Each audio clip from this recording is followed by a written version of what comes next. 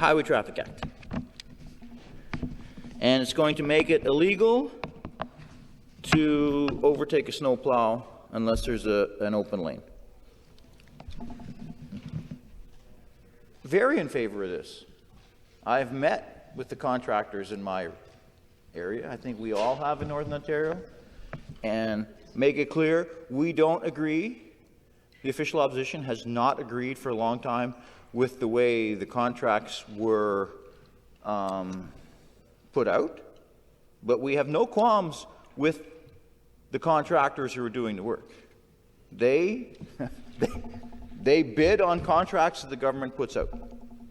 Don't fault them for that. And they do the best they can with what they have. But operating snow cleaning equipment or any type of highway maintenance equipment is an incredibly dangerous job. And if you want to see how dangerous, you drive in my part of the world. I have seen people pass snowplows in ways that you would think, like, what are you thinking? What are you thinking? And tragically, it's not irregular for people who are driving snow cleaning equipment to be seriously hurt, or even more tragically, to lose their lives. So anything that the government can do to make that job safer, we are in favor of. This is a small step. There's always more to do. It's a small step. But it is a step in the right direction. Again, there's all kinds of things that I would like to see the government do to make our highway safer. As I said this morning, I haven't checked my because I'm talking, I can't check my social media, but Highway 11 was closed again this morning. Was it weather related? Definitely. But Highway 11 has been closed multiple times. And I'm not putting anyone at fault for making the decision to close the highway.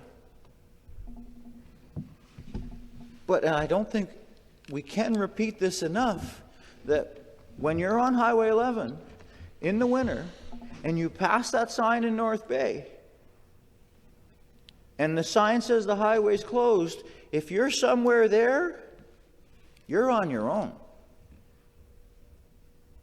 The government knows, we've said it enough times, the government knows that the highway is going to be closed on a regular basis.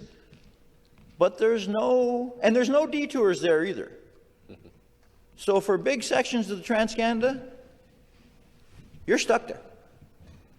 And there's no official plan on how, if they're stuck there for a long time, how to make sure these people are safe. There's nothing like that.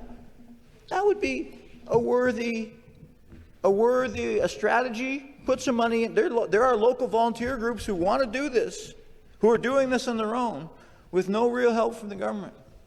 And there's first responders. Don't get me wrong. First responders do everything they can to help people.